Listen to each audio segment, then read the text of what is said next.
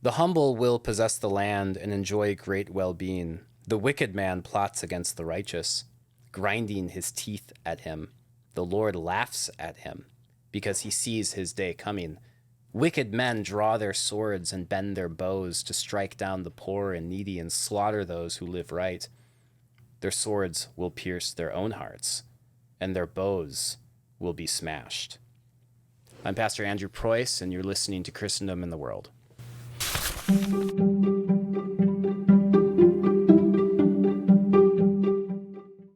Welcome back to Christendom in the World. I'm your host, Andrew Preus.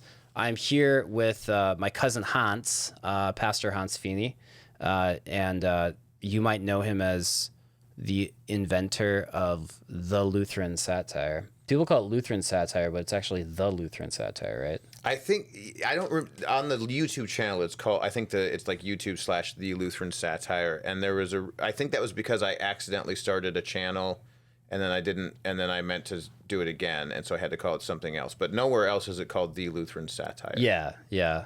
It's kind of like saying the Ukraine. Yes. Yeah. Right. Or maybe. the Batman. Yeah. Yeah. So you're pastor at Prince of Peace Lutheran Church? Prince of Peace Lutheran Church in Crestwood, Missouri. Which is St. Louis. Yeah, St. Louis suburban sprawl. Yeah. Suburban sprawl. Yeah, cool. So I wanted to talk about. We've been talking for a while about humor, satire. What the concept of laughing, and we have examples in Scripture of several people laughing. God laughing, Psalm 2 probably comes to mind for most people, that he sits in the heavens and laughs at those who are think that they can cast, his authority off of them. Right. And the wicked who plot against the righteous, and the Lord laughs at them. And so, so you obviously have done a lot with humor and comedy. But you want to use it in a way, I know the slogan, at least it used to be for Lutheran Satire, was teaching the faith by making fun of stuff. Yeah. And so this is, I'm just going to start us off here. Something that I've noticed, and we've talked about before as well, is the parables of Jesus. And I would say even more broadly, the whole Scripture has they're sort of like jokes. They're sort of like dry jokes, and the most ridiculous part of the parable is the punchline. So we were talking last night about this. So I'll just give one example from Mark chapter 12, I believe. Jesus gives the parable of the tenants in the vineyard. The work and they are the master sends his servants to them, and they beat up the servants and they kill some of them, and then finally he's like, well, I'm going to send my son, and they'll listen to him, right? And then they say, hey, he's the heir, let's kill him so that we'll get the inheritance will become ours, which is the most asinine thing to conclude. And I was actually covering this yesterday in catechism class with my kids, with my students, because we're going through, we're just reading through Mark's gospel just so they have a grasp of the life, death, and resurrection of Jesus. And I actually got them to kind of laugh at it, because when I explained the joke to them, this is like a joke. Right. It's ridiculous, because it's not like the master is going to be like, oh, well, you got fair. Yeah, fair is fair. Fair is fair, right? Yeah. They bring his son's lifeless corpse and dump it in front of him, and then they just go, all of his stuff is ours now, and he's like, that is the law of the land. Exactly. That I'm the king of. Yeah. And you have other examples. I mean, you might have other parables in mind as well, but what is the point of that kind of dry punchline humor that we find not only in the parables but in Scripture? Yeah, so I mean, I think broadly speaking, the idea of humor and laughing, I mean, you certainly saw this in the passage that you quoted leading us in, is that laughing is often the response. Laughing is a form of judgment, and it's often a form of judgment against foolishness. So we laugh. The reason we laugh at various things is because we are issuing judgment against sort of the concept of what's happening. Yeah. You know, I mean, there's broader stuff that, you know, like slapstick is funny. Yeah. Just because it is, and it's, you know, somewhat unexpected, or it's just stupid. But stupid's kind of part of the thing, which is that when people are foolish, we have a judgment against their foolishness. We see that as a lack of wisdom. We see it as a lack of moral fortitude, whatever it might be. And so we laugh at that because there's an idiocy of sort of expecting this to work. And you saw that in the passage from the Psalms, which is the Lord laughs at those who think that their plan is going to work, that they think that they can somehow destroy the creator of the heavens and the earth and thwart him. Thwart, by the way, is a funny word. Yeah, that is a good word. As my brother James says, he says, like, everyone bands together against God, and they're like, come on, everyone, stick together. He can't send us all to hell. Yeah, then God sends everyone to hell, right.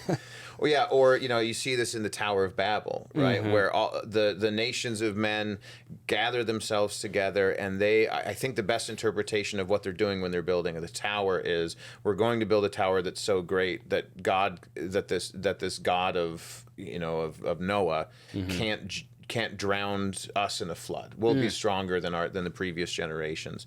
And so God just looks at them and just goes, you all talk different words now. Yeah. You know, so this is nothing to him.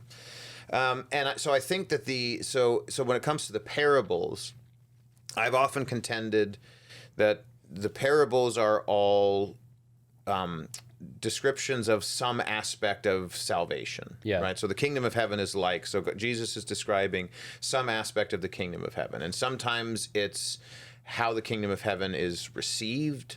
Sometimes it's, you know, so I mean, you see that in the parable of, for example, the prodigal son, right? Which is, you know, why does salvation come to us? It's through the grace of the Father. So that's an aspect of salvation that's taught there. How do we come to receive it? Through repentance and faith. But there's also what the kingdom of heaven looks like to unbelievers. There are a number of parables where that's the case, and those ones in particular tend to be kind of the funny ones. Yeah, sure. So you can see that in the parable that you had talked about. You see that in the parable of the unmerciful servant, right? So what does the kingdom of heaven look like to the unbeliever? Well, it just looks like, well, this dummy over here, I owed him. I mean, because that's the sort of a funny thing about that parable is that the amount of money is meant to be funny. It's, this guy owes his master $40 trillion. And his master looks at him and he goes, you owe me $40 trillion. What are you doing? And the guy goes, oh, hold on, just give me some time and I'll pay it back. Yeah, right? yeah. So that's a ridiculous thing to say. And then he goes out and he finds a guy who owes him, by comparison, $10. And then he starts choking him, saying, pay me what you owe me, right? So he doesn't learn the thing that he should learn, which is funny, right? Like, so there is something to that where, again, humor's judgment. I saw a clip just on YouTube. It was a short of an interview that two comedians were having. These are both normally kind of foul-mouthed guys, but I thought this was a very funny insight where they were talking about there's this sort of aphorism in modern day comedy world where people will say comedy doesn't punch down. So you're only supposed to punch up. You're supposed to use your comedy to attack the powerful and the wicked, and you don't punch down at the innocent. And so this comedian, he's trying to explain this to someone who's never heard this before. He goes, okay, so it's like, you know, if you have a business and you've got a lady there who works as the cleaning woman, and she goes up to the guy who's the billionaire owner of the company, and she throws a cup of coffee in his face, and you go, you can do that.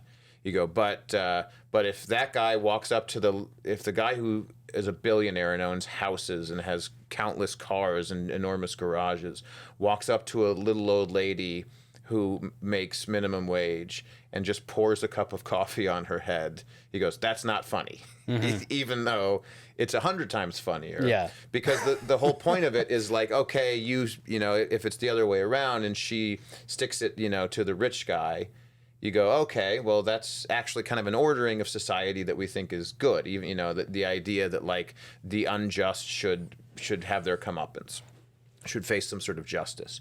But the idea of a guy who has no reason to just be be awful. needlessly awful Yeah. to some sweet innocent woman. Of course, that's funnier because laughter is judgment. Where it's funnier, we're not laughing at it because it's just. We're laughing at it because it's such an absolute transgressing of virtue. Yeah. And of goodness.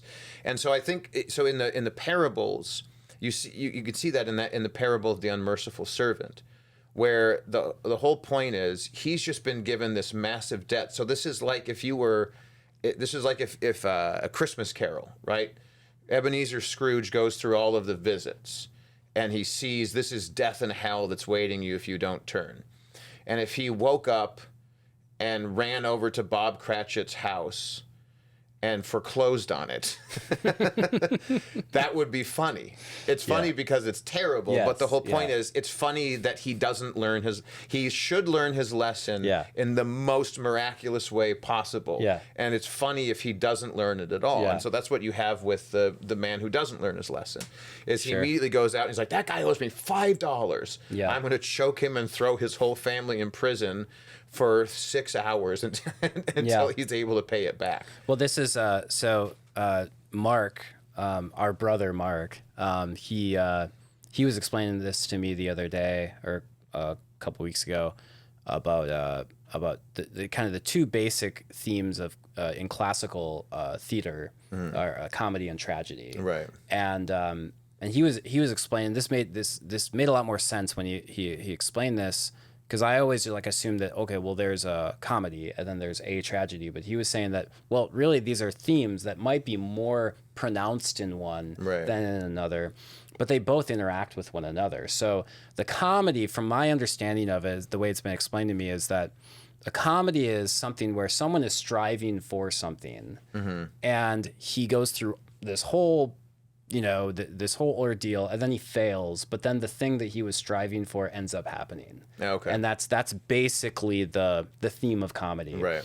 The theme with tragedy is that someone is going down, a path, and he just can't stop himself from going down that path.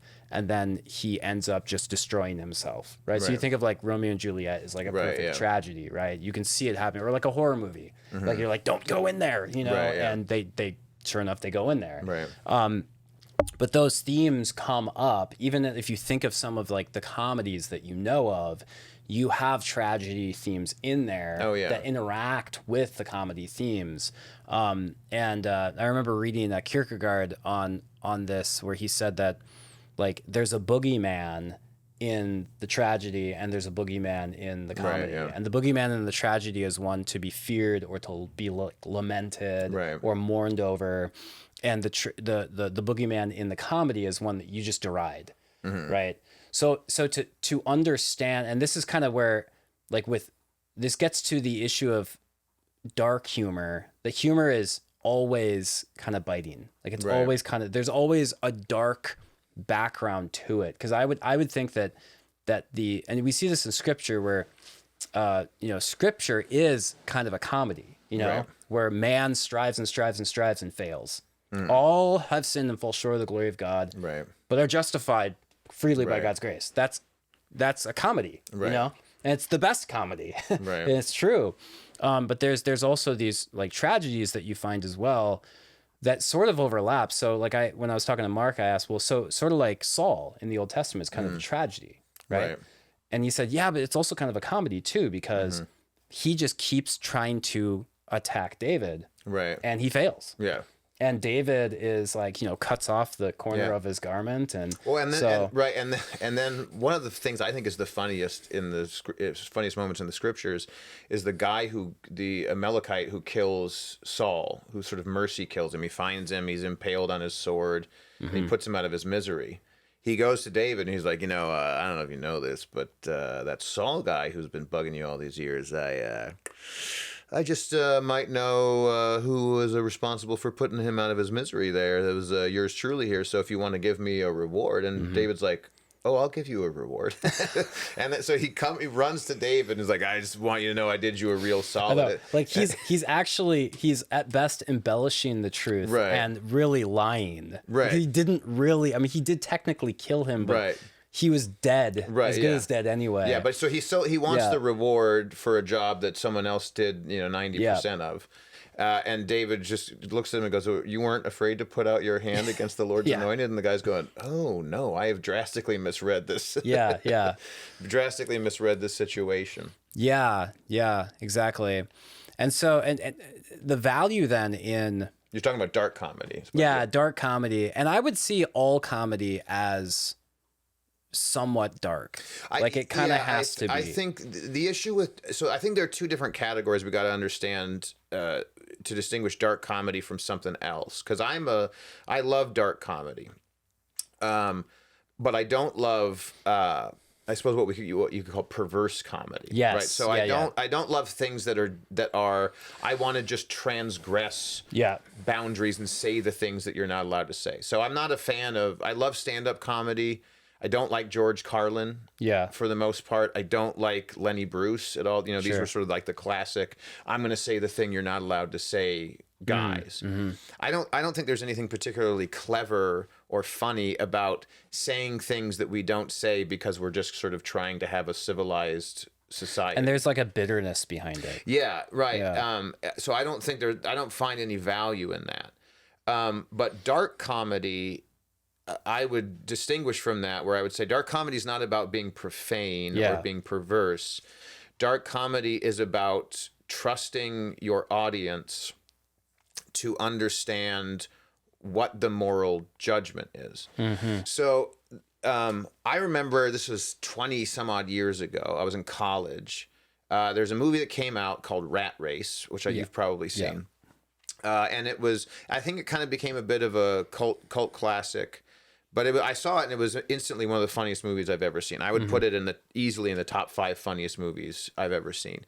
It's basically a kind of a remake or a reimagination of the old classic, It's a Mad, Mad, Mad, Mad World. So the plot is just simply a bunch of people are in Las Vegas, and the head of the hotel, because he's in a big gambling competition with his friends, they want to bet on a human race.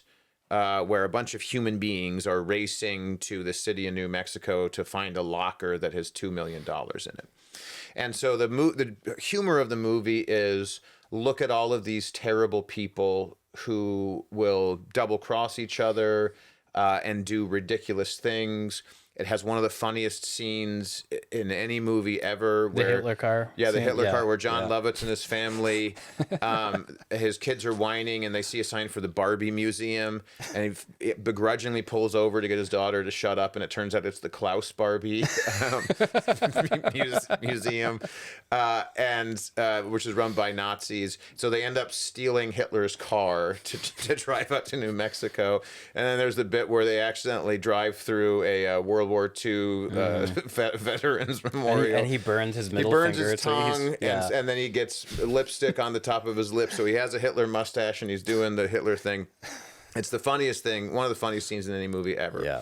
But here was my big criticism of the movie, and I really do love the movie, but the movie is a satire on, and it's a pointed commentary on the greed of mankind. And how destructive greed is, and how foolish greed is. And the end of the movie is through a series of wacky events, they end up all giving the money away at some charity concert. And I hate the ending of that movie, because the terrible people should not learn their lesson. Yes, exactly. The whole point of the movie was none of these were good people to begin with who lost themselves and then recovered it. They were all whiny, greedy people from the very outset. And the way the movie should have ended was, there's a scene where they all get to the post office or wherever it is with the locker that has the money in it. And I insisted that the way the movie should have ended was they all should have violently murdered each other in a desperate, bloody spree of violence to open up the locker, and then the last surviving one opens the locker and there's nothing in it, and then the guy who organized the whole thing laughs, and then that's the end of the movie. Yeah. Yeah. And because the whole point is, now of course no one's going to do that. Mm-hmm. And I said before, you got to sort of trust your audience to get it. The problem is you can't trust audiences because they're increasingly dumb, and unless you spell things out for them that this is bad and this is wrong, they don't always pick it up. But the whole point of it, the whole point of that kind of dark humor ending, of course, would not be violence is good and we're commending it. The whole point is these people were willing to do absurd, ridiculous things. They made themselves slaves of greed. And greed doesn't. There's no payoff to it. You get those who chase after money end up with nothing. Yep. So that's, I think, like dark humor in that sense is, it's not at all an endorsement of things that are evil or violent or whatever it might be. But rather it is it's letting people's absurd choices take them to an absurd ending. Yeah. So what you're distinguishing, I mean, more broadly, is when you distinguish between that kind of like I wouldn't necessarily call it dark. I'm not saying, dark humor, but there's like a dark kind of component sort of underlying it. Yeah. But you're distinguishing that from what you could broadly call scoffing, right? Yeah. The scriptures call scoffing. And it reminds me of when I was in high school, in college, there was a Friday night where there was some famous comedian who was on the Sarah Silverman show.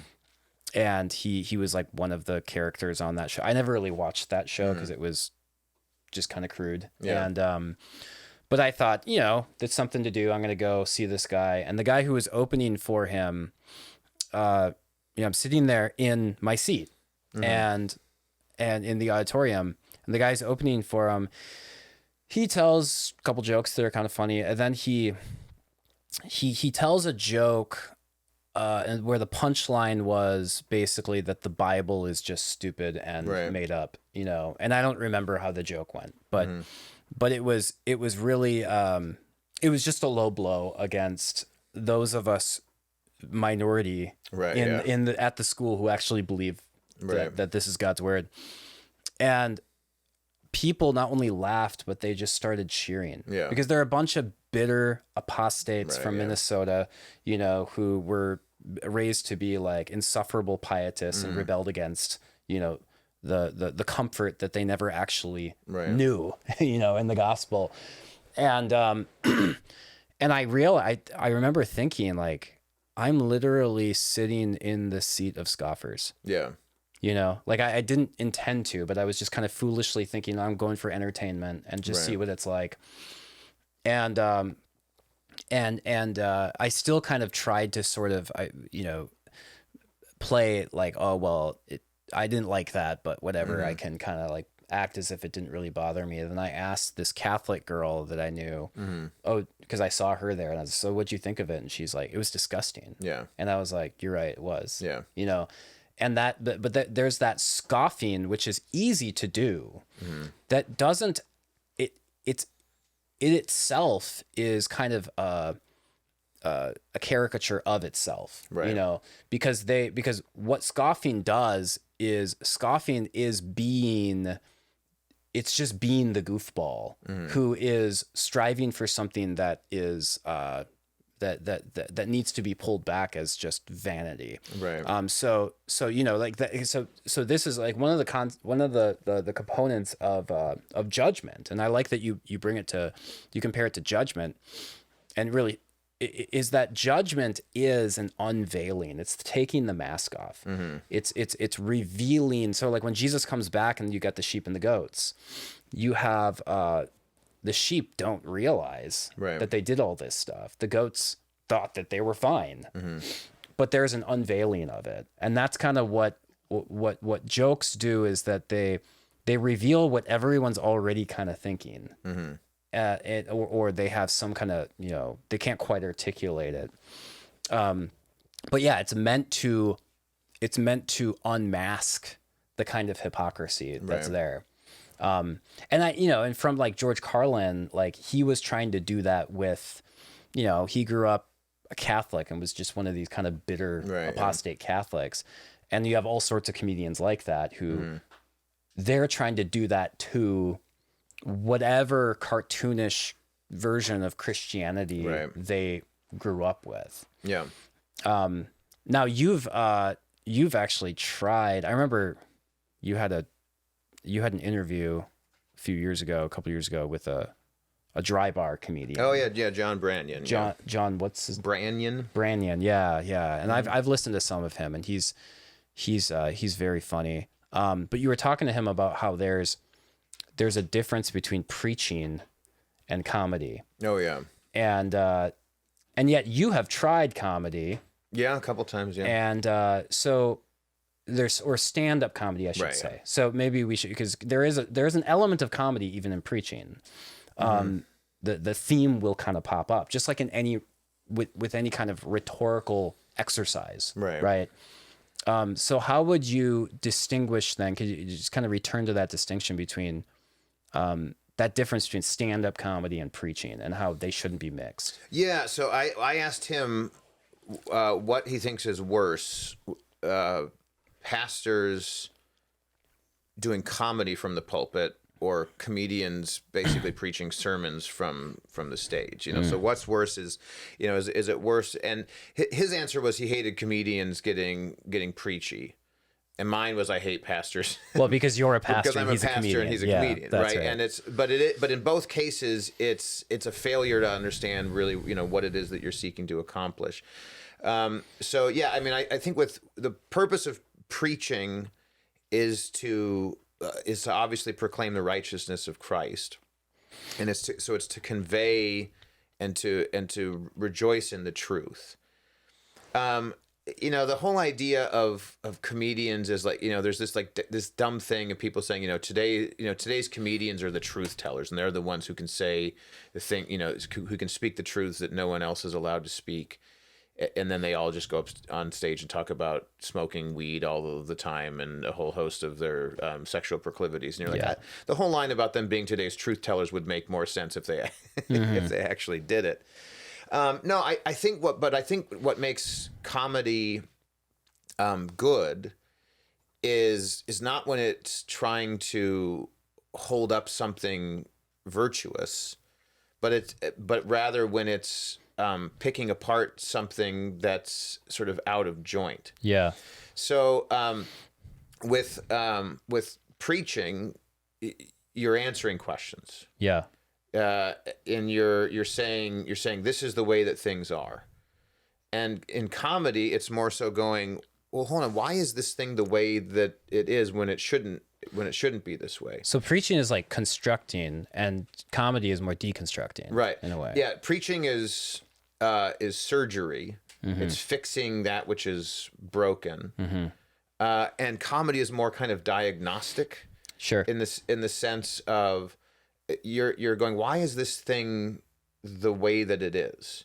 Why, so the funniest movies that you'll ever see are exercises in that, of just going, why would this be a thing? Like in the movie Airplane, the scene where Barbara Billingsley, who played the mom on Leave It to Beaver, comes over and she's speaking jive with the two black dudes. Yeah. And that's hilarious. It's like, it was lost on me. Like, it was still funny to me when I saw it when I was a kid. Right. But I didn't grow up with Leave It to Beaver. Right, yeah. So then I learned later on that, like, when that movie came out, the people watching it were people who grew up with Mrs. Cleaver. Right, yeah. And then all of a sudden she's there saying, just hang loose, blood. Yeah, so the scenes, in and of itself is funny just because it's an old white lady. Yeah, yeah. But yeah, that aspect of it is, well, why would that be a thing? That's ridiculous. So that's even where the judgment is, well, this isn't the way that things should be.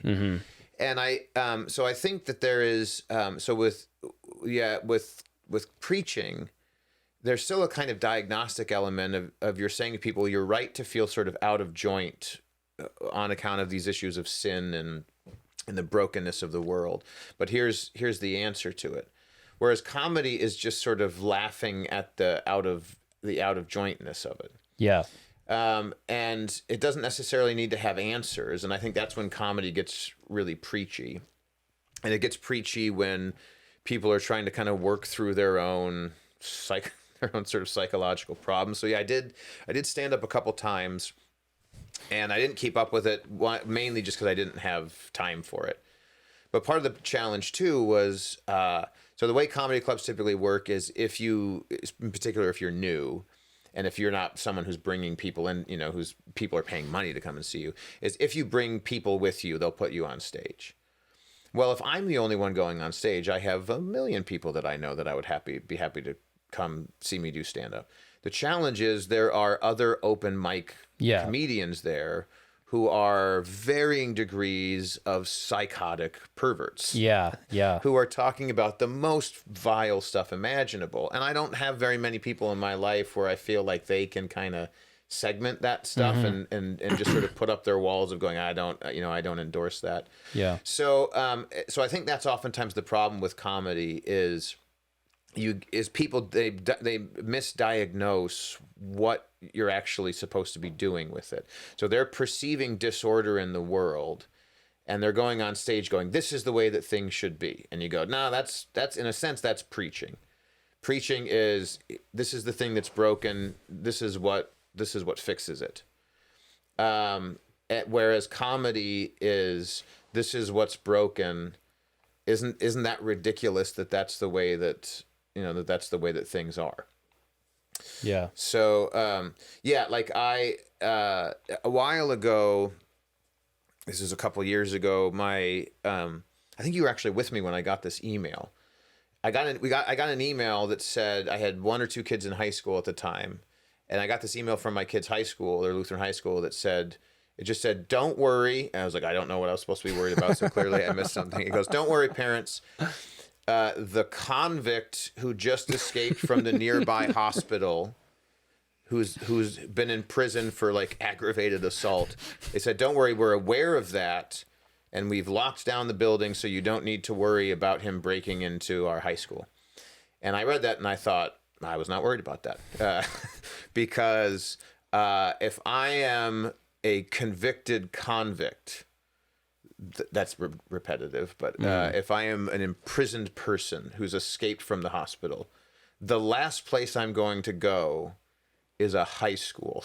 Yeah. So if I've been in prison for 10 years and I break out of prison, the last place I'm going to go is the only place that's worse than prison. Yeah. Like, so that's, so the difference, so in that scenario, right, the difference between preaching and comedy is preaching says, we've locked the doors, here's how we keep this person out, here's how you know that your children are safe, right?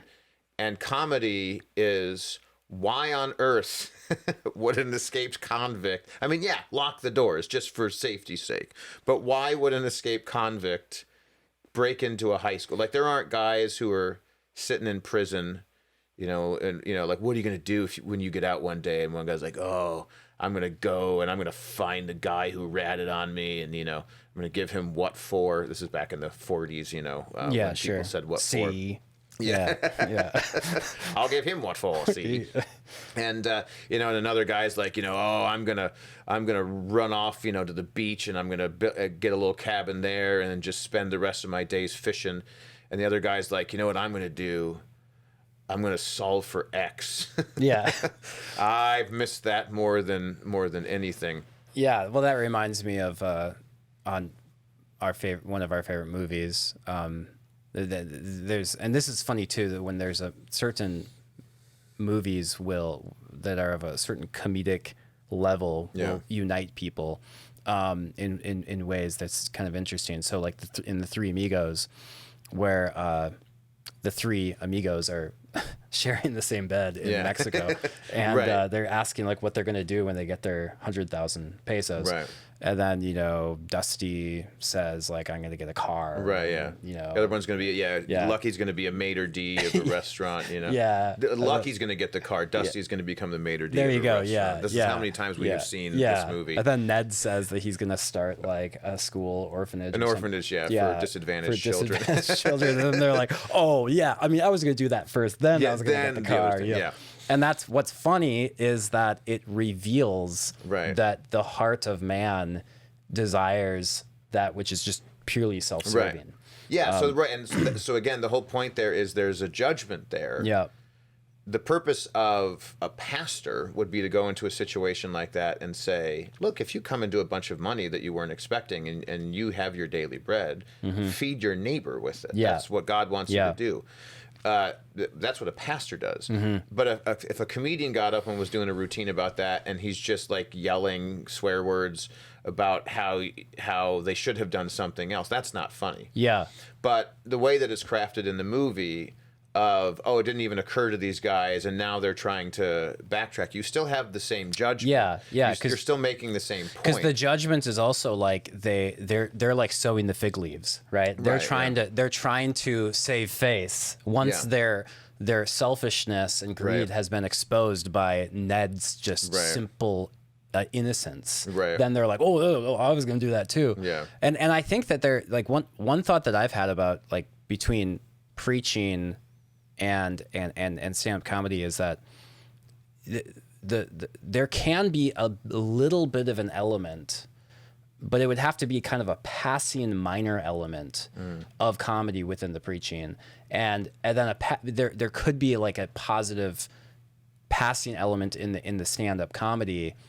So let me explain. So for example, let's say you're teaching, your sermon is about how we are united in Christ, how the Holy Spirit gives true unity through the gospel. But then you talk about how the world sees unity, right? So you're going to say, the world thinks that you achieve unity by political means, by political compromise, and finding some kind of common enemy or whatever, or this idea that then you might say something like, as the poet says, come on, people now, smile on your brother, try to love one another right now, right? And what that does, and like my dad would do that kind of stuff in his when he'd preach, and I'll do that once in a while too, where like my brother Mark says, like, as the poet, as the great poet Justin Bieber says, and then he'll quote Justin Bieber to kind of like, reinforce the point that he's making. And he doesn't dwell on it. Then he moves on and he continues to teach, right? But there's a tiny bit of an element there where there's something that doesn't quite fit, and yet it does. Right. And what's funny about it is that one, it's in the sermon, okay, but that's easy enough, And a lot of guys just do the cheap thing where they tell a joke from the pulpit, like, oh, the pastor told a joke, and it's cheap and it's dumb. But there's something valuable about getting them to realize, like, wait a second, I'm being catechized in the popular culture too. Right. You're actually engaging with what is the messages that are being proclaimed to you, whether they're good or bad, right? And getting them to actually think about this and test everything and hold fast to what is good. Right. Whereas, and I think that in a similar way, kind of on the inverse, with a stand-up comedy, you can have kind of a passing, maybe it wouldn't quite fit as much, but you can have a kind of passing or backhanded sort of positive statement to make about, I don't know. I mean, I'm not a joke teller, so I can't give an example, but maybe you're talking about the difference between how husbands and wives act, right? But in doing that, you are also, being respectful to marriage, right? And I've seen comedians do that where they'll sort of be self-deprecating and also kind of teasing toward their wife, how like she cares about this, and like I just like don't really care how I look or whatever. And yet there is something that comes out of that they are reinforcing. Sometimes you can see them actually reinforcing a positive outlook on marriage or on life, Yeah. That isn't like so like the overall goal of it is just to unpack, like deconstruct things to get you to see the ridiculousness behind things and to judge that which is hypocritical, expose all that stuff. But all the while there still is something pure that's maintained in it. Yeah. Oh, I mean, I think that I think kind of getting back to the notion of preaching and comedy, like what are kind of the limits of what you can do, and how should that work? I never have a problem with guys kind of having throwaway jokes in a sermon, and I've done that. Throwaway jokes, a good bit. Sure, yeah. What I can't stand is guys who just tell a joke, that's a 3-minute thing. Yes, exactly. To just sort of. As though you're like trying to like lighten the mood or something, right? As though you're trying to kind of get the room ready, to listen to your sermon.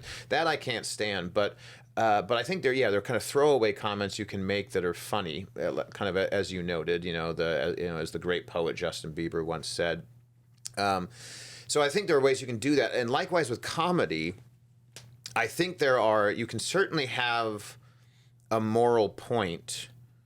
And you can have something that you're holding up as virtuous, but it doesn't work if you do it in a way where you're being very ham-fisted about that and you're addressing that very directly. Like, so I've thought about this, if I ever get back into doing stand-up and really kind of working at it, I think there's plenty of, so like if I wanted to do kind of the reverse or the inverse or whatever you would call it, a rebuttal to sort of typical hack atheist comedians, I think that's something you could do really quite well.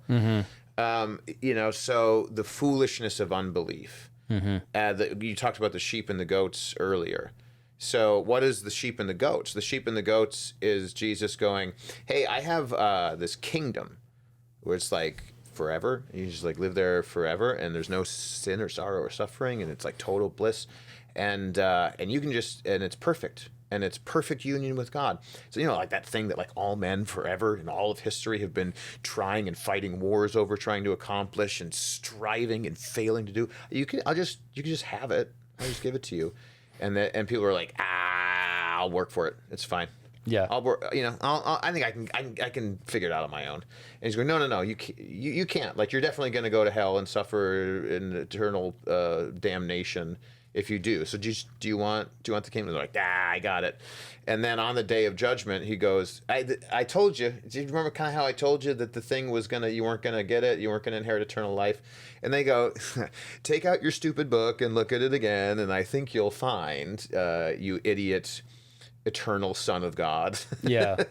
That I think you'll find that I actually did do the things that I needed to do in order to inherit eternal life. So there's a foolishness to unbelief, and likewise, I think there's also a way.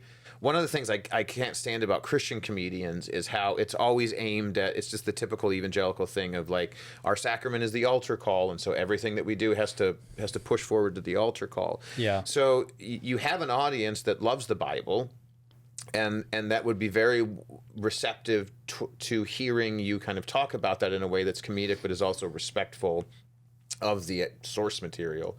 And yet it's just a bunch of like dumb observations about stuff. Yeah. Kind of over here. So like I like Chris, who's that guy? Chris, or John Christ? Something like that. Yeah. He's really funny. A lot of his bits are very funny, but he does a lot of what you described there, where it gets to be like, okay, this is like he's describing a kind of like generic, culture that I am vaguely familiar with, but not really. Well, and I think the bigger issue is that Christian comedians do shows at evangelical church services. Yeah. So they're naturally going to kind of be inclined in that direction, and that I think that just ends up making you fail. And then comedians trying to go in and do Christian comedy at a regular comedy club doesn't really work. But one of the things that I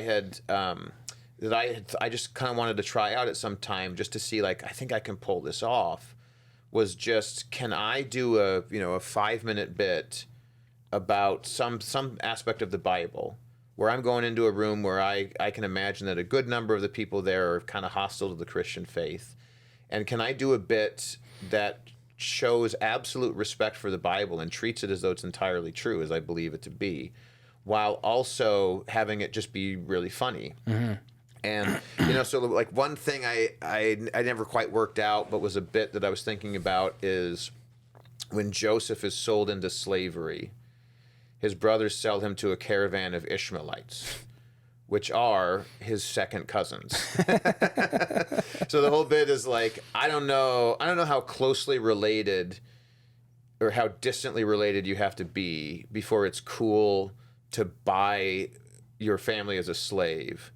But second cousins is too close. Yeah. And I think, and the bit I was trying to kind of work out in my head was, it has something, it's like, it's a close connection to how close of cousins you can be and get married. Yeah. So if someone tells you, like, you're not going to, actually, my wife and I found out that we were fifth cousins, you're like, that's fine. But you can't marry your second cousin. That's gross. And well, in the same way, so like, you could have it where it's like, you just sold your cousin and you just bought your cousin as a slave. No, second cousin. Yeah. Right. Yeah. Right. So that's the whole thing. Is this guy's arguing about, like, no. Listen, there are certain cultural sensitivities here. You need to understand that in our culture, second cousin slave selling is fine. It's a very common thing. So it's kind of something of that nature. So I think there's things you can do because the reality is that unbelief is funny. Mm-hmm. It's an absurdity to have God pour out his mercy and salvation upon you, and then you don't want it. Sin. Yeah. Like, we've all seen that video. I don't know if we've all seen that video, but if you haven't seen it, Google it. Search for it on YouTube, of a guy. I don't know if he's a shepherd professionally, but it's a guy pulling a sheep out of a crag, like a hole in the ground, and he's jerking and pulling, and all the sheep wants it to get out of the hole, and he finally pulls it out, and the sheep, it doesn't just start walking away and fall back in, it's bounding and it's jumping up and down, and then just immediately goes right back into it, and you go, that's the funniest thing in the entire world. So the whole notion of someone, like Jesus lifting you up from the deep and delivering you out of the pit of hell, mm-hmm. and then you turning around going, what actually would be cool is just going back into the pit of hell. So there's an absurdity to it. Yeah. So with all this, then I want to ask a little bit about some of your Lutheran satire, because the concept there, like you said, is teaching the faith by making fun of stuff, and so. You do there obviously is an element of preaching there. Sure, yeah. But it falls like what you do in Lutheran satire would not be an appropriate sermon. Correct. Because because I've noticed like, for example, Horace ruins Christmas. Mm-hmm. That's one of my favorite ones, just because the title. It's just a great title. Like, he's gonna ruin Christmas. Right. Where you respond to everything. So you're playing, the pastor obviously looks like you. Mm-hmm. I think it actually is you, right? Like, you're. I mean, it's my voice. Yeah, it's my normal voice. It's like, yeah. So anyway, you're responding to all of the claims about Horace and Sol Invictus or whatever, all these, and so you're teaching, and there's certainly a positive, like, apologetic there. But it doesn't end with on a positive note. It ends mm-hmm. with just back to, like, well, Horace. The joke is that Horace is so incredibly self-absorbed. Yeah, that he doesn't know when he's lost an argument. Yeah, and he's just going to end by blissfully singing a victory song about himself being awesome, and that's how, or like the one with the Kenny, the sacramentarian kindergartner. Yes. Okay. Yeah. I don't remember how that one ends. So that one. Okay. So that's he's like the teacher. Just to remind the viewers, you can Google it, or look it up on YouTube. But the teacher has the apple. This is an apple. This represents an apple. He says, and finally she says, well, why don't you just take my words for it? And he says, because that's what the Catholic in my class does, and I hate that kid. Yeah. And then, but it ends, and that one actually doesn't have. That one is like. Not it doesn't have an actual positive like this is the truth. Right. It's all satire. And then it ends with then the teacher saying, so I guess since we don't agree on this, we probably shouldn't eat this apple together. And then he says, why not? We practically believe the same thing, right? But so you do it, like some of your videos are pure satire, and it's all just like what you've been describing about comedy, where the goal is not like, it is to teach, but it's not, it doesn't have that positive preaching and assertion part to it. But some of them do have an element of that, right? Yeah, a few, yeah. So for example, the Christmas chipmunk, Westboro Baptist chipmunks, right? And at the very end, they're like protesting, and then God actually speaks to them and says, I love these people. My son died for them, and you must repent, you know? And it's like the preaching of God. Yeah. And then, but then with that, then they protest heaven. They protest heaven, and they say God yeah. hates God, right? And I forgot about the ending of that. That's a good ending.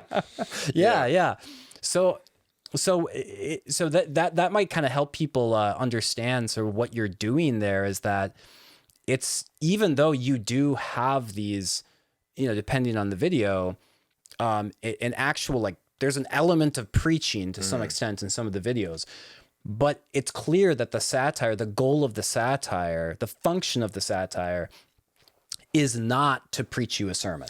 Right. Yeah. I mean, so yeah, part of it is, and I didn't even really think about that until you started talking about this, that a lot of times writing stuff is, there's just a feel for like, this is the thing that should happen here. And I think one of the ironclad rules of comedy is the fool can't learn. If he has to remain the fool. Otherwise you're doing something different, and people are learning, and it ceases to be the thing that it is. Yeah. So that's I suppose that's a common joke. So the Westboro Baptist chipmunks, even though God directly tells them that that's not who he is, they respond by saying God hates God, and they protest God. Or there's the video with Martin Luther and the two English guys, where they're discussing Christmas hymns, and Luther explains, he goes into all of the detail explaining why Lutheran Christmas hymns are better. They're much more beautiful and theologically rich meditations upon the incarnation, and he sings for them, and he complains about the fact that the English guys are just singing about frozen livestock and how cold and quiet it was on the night of Christ's birth.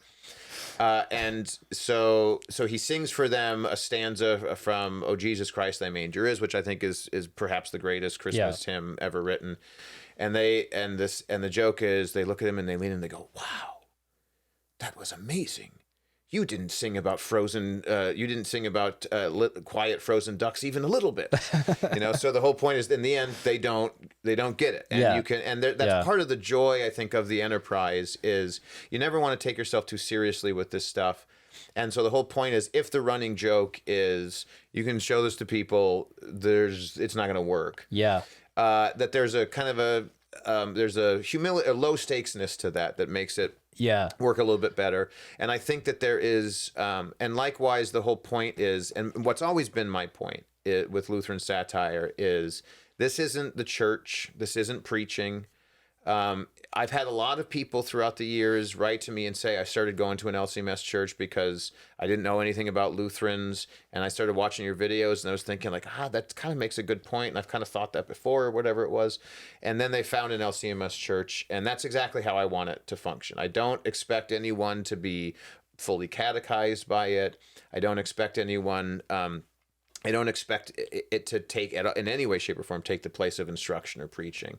The point of it is more so just, let's throw these ideas out there. Let's let people know that there's a group that teaches something that very well might let you know that, hey, there's someone else who realized that there was something amiss with, these various teachings of whatever church body you might belong to.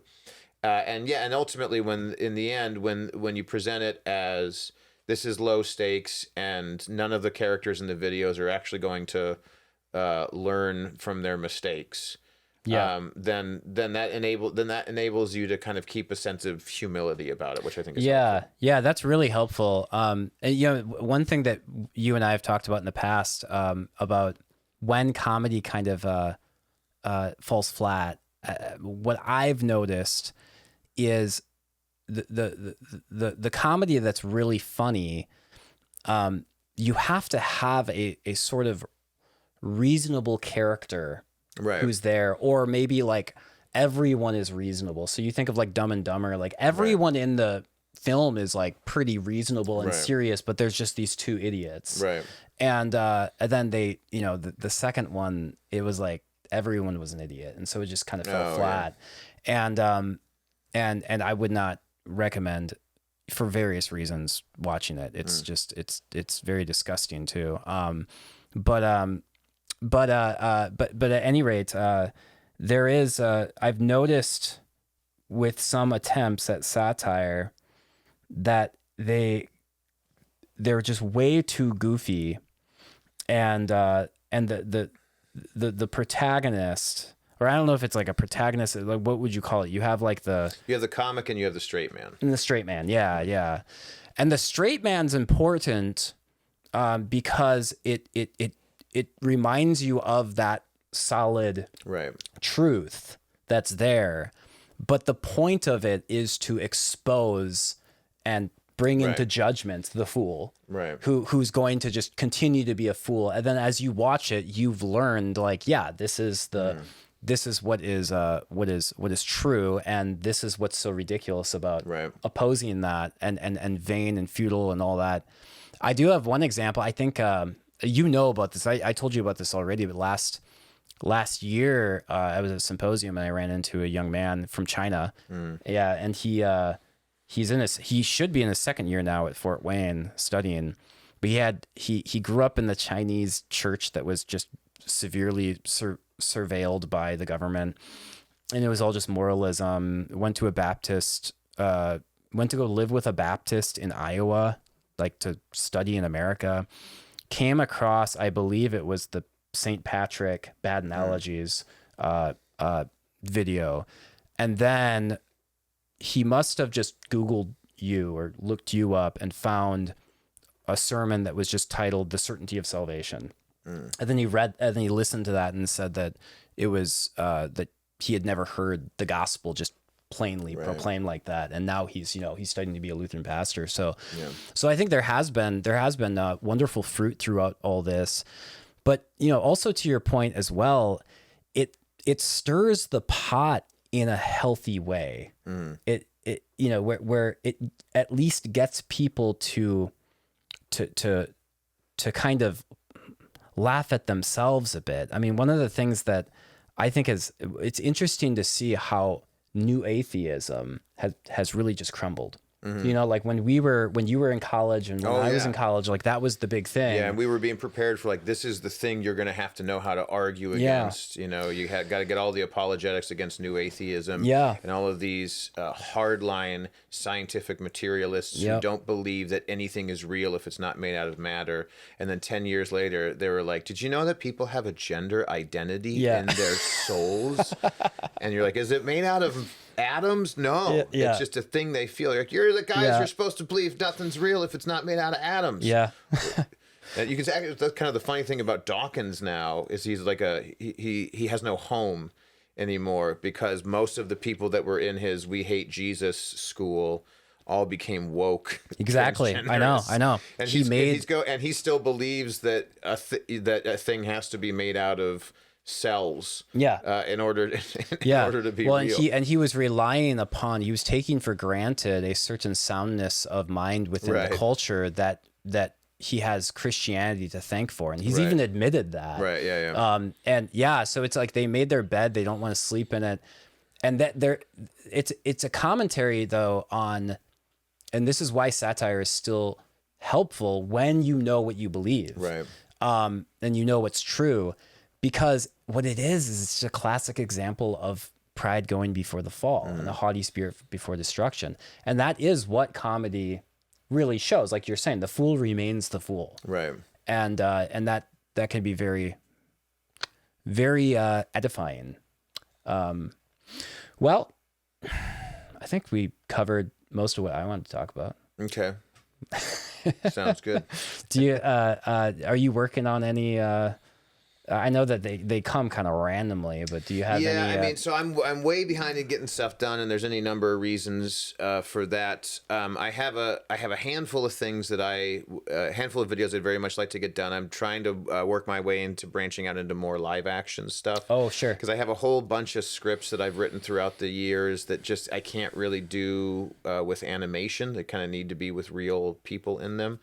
The one that you wrote, remember when we did the script reading at the Steadfast Lutherans conference like 9 years ago? Oh, that was Harry and the Heresy Factory. Yeah, That's I was a whole Harry. play. Yeah, okay. So I have a whole play that I wrote. It's structured around kind of the catechism, and it's a parody of Charlie and the Chocolate Factory. Yeah. Yeah, I suppose I could just kind of do a staged reading of that and put that on the website for if any schools or youth groups want to put on that production. So that's possible.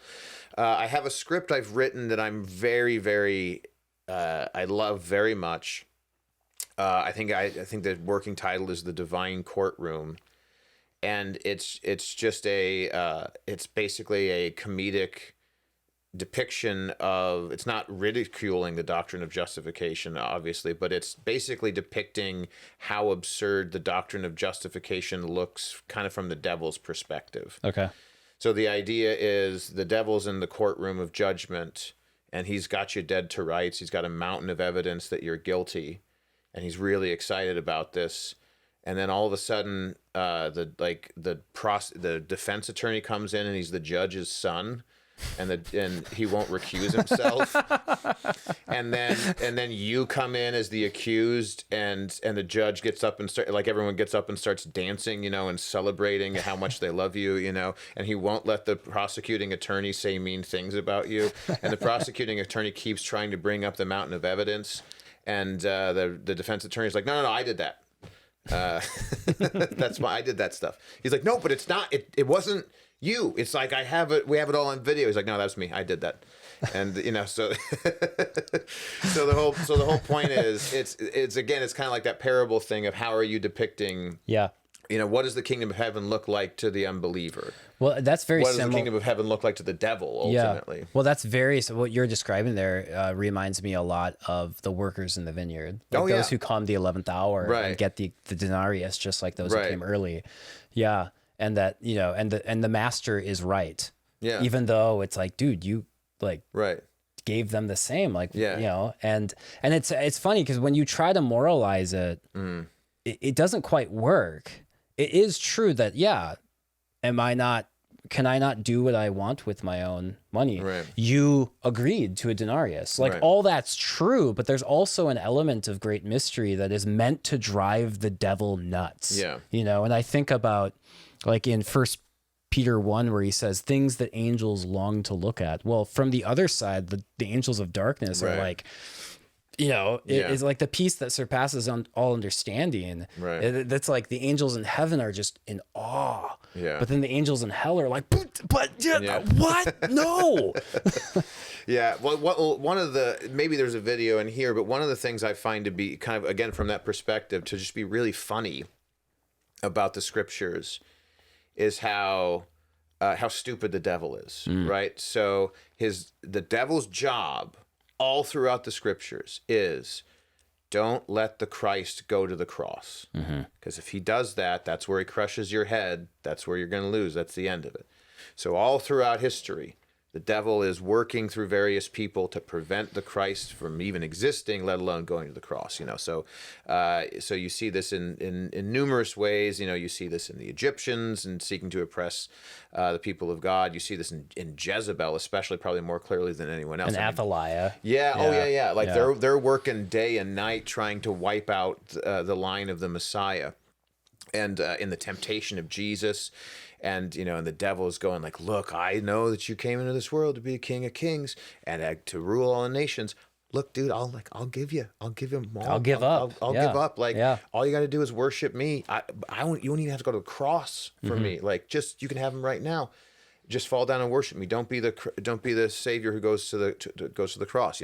Peter is Satan in particular when he tries to hinder Jesus from going to the cross. And then the second Jesus is in Gethsemane, the devil's like, you know what would be awesome is if Jesus died and I got to watch it. Yeah. You know, and then this isn't happening, but you can imagine the other demons be like, no, that's the one thing, dude, hey, that's the one thing we're trying to prevent. He's like, oh, right. And then the crowd, and then Pilate goes, who do you want? Do you want Jesus or Barabbas? And the devil's like, say Barabbas.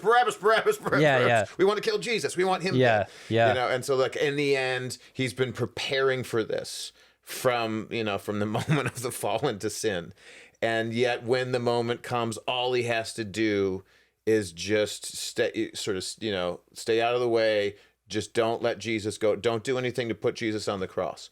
And he just cannot help himself when the moment comes. So there is something hilarious about that. Like, you have one job. It's all you got to do is your one job. And then in the moment, he's like, do you know what would be awesome is if I didn't do the one thing. Yeah. It just makes shipwreck of it all. Yeah. And that, that like the scriptures talk about this, how God holds them, his enemies in derision. Yeah. Like he gives them, makes them drink of this cup of staggering. So it's like he's drunk. And that is like the foolishness is really shown for what it is. Right. And and that's what the law does to sin. Like, the law shows the sin to be magnified for what it is. Yeah. So no, that sounds great. Well, hopefully you can find some time to eventually get that stuff out there. It's too bad that you're like a pastor and you got to do that kind of stuff. And then all my free time is getting taken up by people asking me to do podcasts. Yeah, I know. It's terrible. It was just my excuse for you to come and spend time with me, Hans. That's so sweet. That's so wonderful. You would say that. Yeah, I remember when, for whatever reason, we kept things kept coming up. When we first moved down to the area, and we were supposed to get together, and you just kept having to cancel because just things came up. And then I said. It's okay. We'll get together then. We'll have a good time then. And then you said, "Don't cancel the cradle me." That's like the most passive aggressive thing in the world, to quote the cats in the cradle to someone. And to apply that to like your older cousin. Like, I'm traumatized because my older cousin Hans wouldn't hang out with me when I was already like in my 30s. Yeah, inappropriate citation of that. Yeah. I have to. I was reminded of. So this is the difference between. I think there's a kindness. I'm going to say one more thing about comedy, and maybe but I think that there should be also a kindness in it. Like, there should be something that, like you were talking about, like knowing your audience. Like, there's something that you care. And I remember, like, this might illustrate a little bit that, like, do you remember the family reunion in 2000? We were doing the ducks. Yeah. Yeah, and the Wisconsin. Explain that for your audience. Okay, sorry. The Wisconsin River, which runs through the Wisconsin Dells, they have these things called the ducks, and the ducks are these boats that are also buses. Yeah. So like they give you a tour around Wisconsin Dells on wheels, and then they go into the river and they give you a tour around the river. It's really fun and cool. So anyway, I was sitting right in front of you, and you were right behind me, and then you gave me a wet willy, but you dipped your finger in the water and gave me a wet willy. So I probably also gave you a brain virus, a brain-eating worm virus. No. I mean, it was like, you obviously were like, I'm not going to give, like, he's my little cousin. I'm not going to, like, hawk a Louis on my... So then I was like, all right, well, I got to get him back. So I'm just like... And then when you weren't looking, I gave you just the nastiest wet willy. And then I realized that you had given me a wet willy just from the water. No. And I felt so bad. Yeah. And I've often reflected on that, like when it comes to, doing things that are funny or playing jokes, that there should be like a restraint, right, and like a kindness to it. So yeah, I don't remember any of that. No, by the way, which shows that's typical with me though. I remember like the most random things. Yeah. So. No, I think in comedy, no one wants to watch someone be mad about things. Yeah. And I think in comedy, this is why, like back when during Trump's first term, when Alec Baldwin was doing a Trump impression on SNL, I hated it. because it was just came from such a place of very obvious, profound loathing. Yeah. And no one, even if you don't particularly like the guy, you don't want to, Sure. you don't really want to watch that. So I think there is something in comedy where what's the thing that you love and what's the thing that you're holding up as true. And so what I try to do with Lutheran Satire is I never want to be mean spirited, you know, in that I don't want to, I'll go after actual people every now and then if they're very public and their public statements are very egregious. Like Kenneth Copeland. Yeah. Right. So yeah, Kenneth Copeland, Joel Osteen, you know, those Yeah. types of guys. But you know, if someone sends me a video of just some preacher from some town, you know, who's doing something stupid, I'm not a thing that I want to do.